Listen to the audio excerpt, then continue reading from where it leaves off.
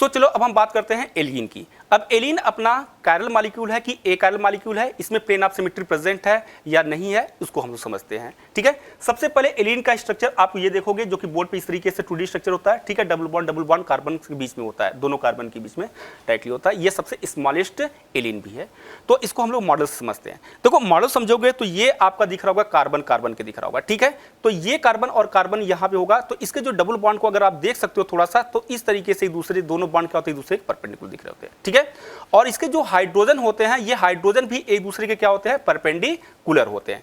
Hoping that आपको ये दिख रहा होगा मॉडल में, राइट। चलो अब आप समझते हैं कि इसमें प्लेन ऑफ सिमेट्री है कि नहीं।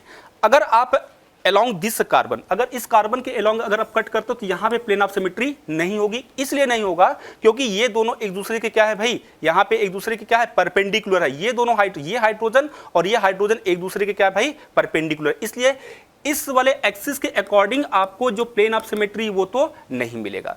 बट अगर वहीं पे मैं बात करूं along द आप मॉलिक्यूल कट करोगे, ठीक है, यानी कि कार्बन कार्बन के एक्सिस पे करोगे तो ये क्या मिलेगा आपका, यहां से कार्बन तक कट करने पे ये दोनों मॉलिक्यूल जो होंगे, फ्रंट वाले जो मॉलिक्यूल होंगे वो आपका क्या होगा, equal to half equal part में कट जाएगा। और जो बैक वाला कार्बन होगा, अगर आप देखोगे जो बैक वाला कार्बन होगा, एक कार्बन आपका ऊपर होगा, एक कार्बन बिलो द कार्बन नीचे होगा। ठीक है, यानी कि आपका टू हाफ इक्वल पार्ट में कट जाएगा।